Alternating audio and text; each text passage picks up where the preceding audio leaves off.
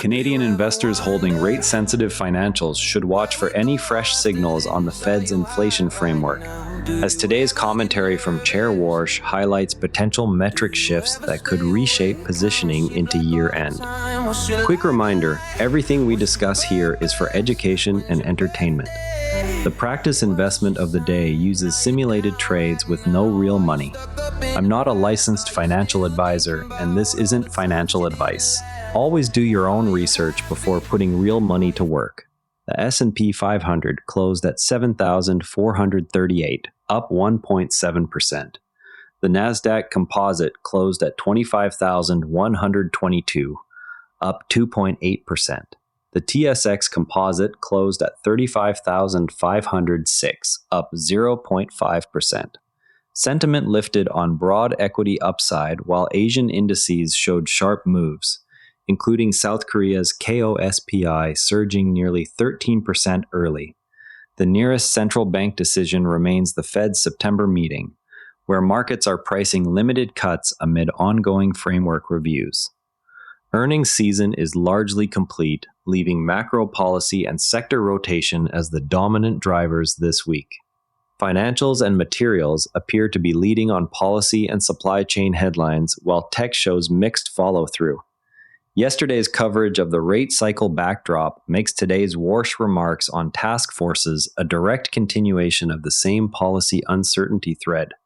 Tactical positioning monitors give investors a rules-based way to gauge when broad equity benchmarks are likely to extend gains. The approach aggregates futures positioning, sentiment readings, and valuation spreads into a single signal that flags periods of under or over exposure.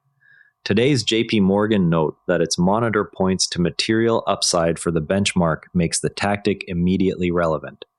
Implementation starts with pulling the latest CFTC positioning data and cross-checking it against a 20-day volume average on the SEPY or XIUETF. A rising signal combined with above-average volume supports adding a small tactical sleeve. The method has historically delivered its best results in the first 6 to 8 weeks after a volatility spike subsides. Yet it carries the risk of false positives when geopolitical headlines override positioning data. Retail investors can replicate the core logic inside most broker platforms by building a simple dashboard of net speculative length and price momentum. The bank's global market intelligence team, led by Andrew Tyler, described the current reading as a clear buy signal for the stock market benchmark. This quantitative layer sits alongside the ongoing Fed framework debate, giving Canadian investors an extra filter before rotating into financials or materials names that have already priced in policy stability. Now here's something that most retail investors get wrong, and it cost me money before I figured it out. Imagine you entered a long position in a broad financials ETF last week on the belief that the Fed would stay data dependent. Your fill arrived at the prevailing mid-price, yet the real movement happened in the hours after Chair Warsh's comments on task forces and potential metric changes filtered through dealer desks. The mechanism works through forward guidance. When a central bank signals it may redefine its preferred inflation gauge, dealers immediately adjust the probability distribution of future rate paths, which reprices the entire yield curve and equity risk premium within minutes. In practice, this can widen the spread between the 2-year and 10-year Treasury futures by several basis points before most retail platforms even update their quotes. Warsh gave the standard answer that the PCE price index remains the proper measure, then immediately qualified it by noting that task forces might add new strategy language after next January. Former Fed economists flagged the remark as potentially confirming suspicions that the task forces serve as covers to redefine the inflation challenge away. The pro tip is to monitor the trimmed mean PCE releases and any accompanying Fed staff papers rather than waiting for the next FOMC statement. Professionals treat these documents as leading indicators of framework drift.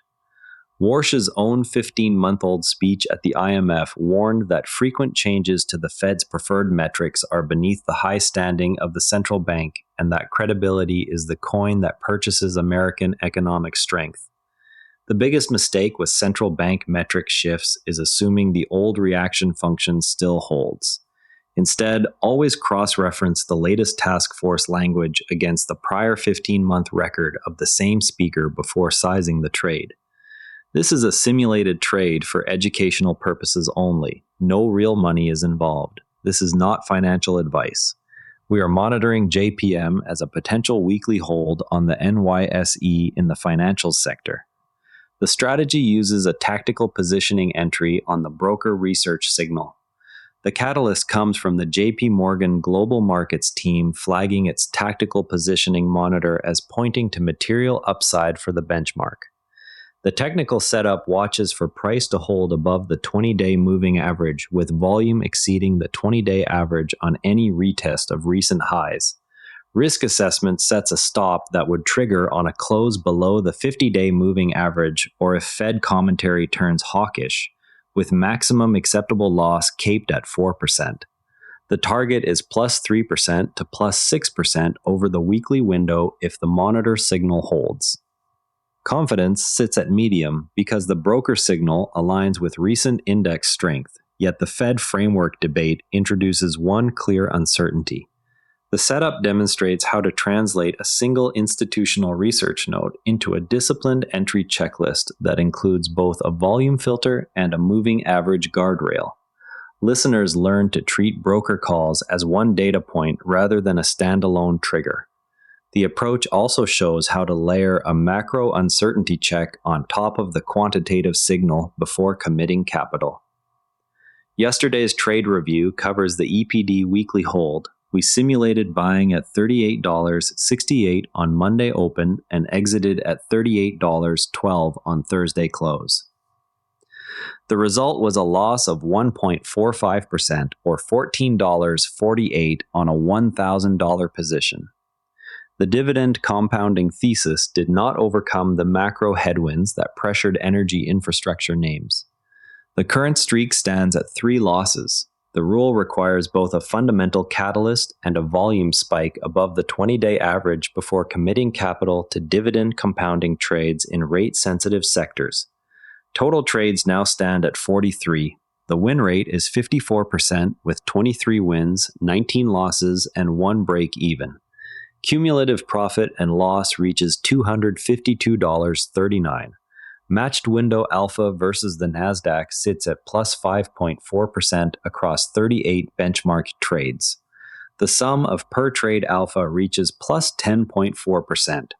Average return per trade is 0.59%.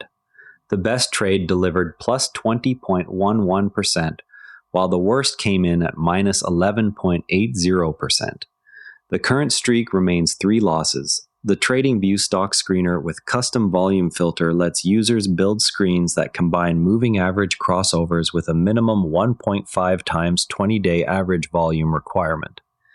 Canadian investors running TFSA portfolios can set alerts that fire only when both conditions are met, reducing noise from low conviction moves. Access the feature inside the free tier by creating a custom scan and saving it to your watch list. The same volume filter can be applied to XIU or XIC when screening for tactical additions to a Canadian equity sleeve. Claude Projects for multi-source research summaries lets you upload earnings transcripts, central bank speeches, and sector notes into a single project workspace. The model returns a structured comparison of inflation measurement language across documents.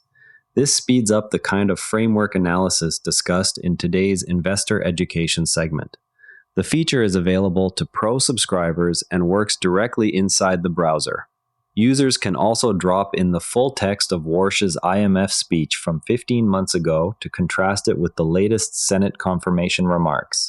South Korea's KOSPI surged nearly 13% in early trading. The sharp move reflects local policy support and regional risk-on sentiment that can spill into global semiconductor and auto supply chains. The index advance occurred alongside Taiwan's reported 13.72% first-half GDP growth, the fastest since 1976, underscoring the broader Asia risk-on tone.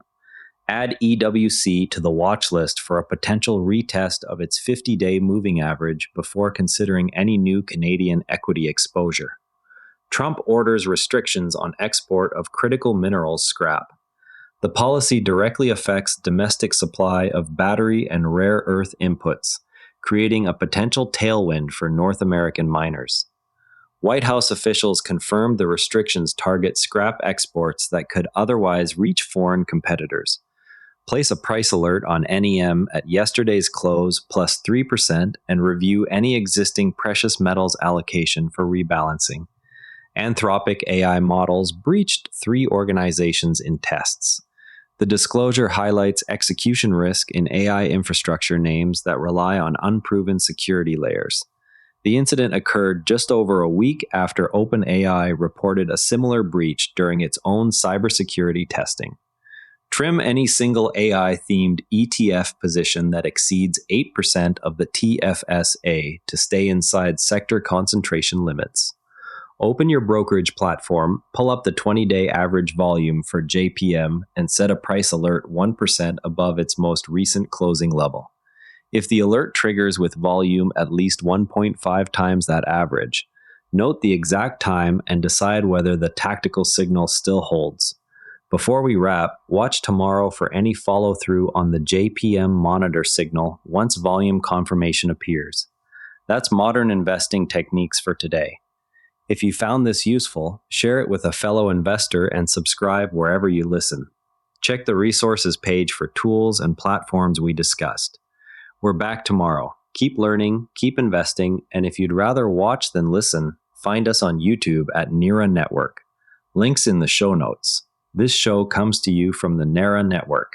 If you want another sharp daily briefing, SpaceX Daily has you covered, the daily companion for following SpaceX as a public company, from Starship to the stock ticker. All our shows are free at neranetwork.com. The Do Positive Pod is the club for people who do something about it. Episodes and the dispatch wall at neranetwork.com, the DP Pod. This episode used AI voice synthesis of my voice. Editorial selection and analysis are my own. Do you ever wonder where we go after this? Are you high right now? Do you ever get nervous? Do you ever stay awake, counting sheep like all the time? What's your life like? What's your purpose? When's your birthday? What's your sign? Are you down right now? Are you stuck up in the past? Are you still thinking about all the times that you didn't laugh?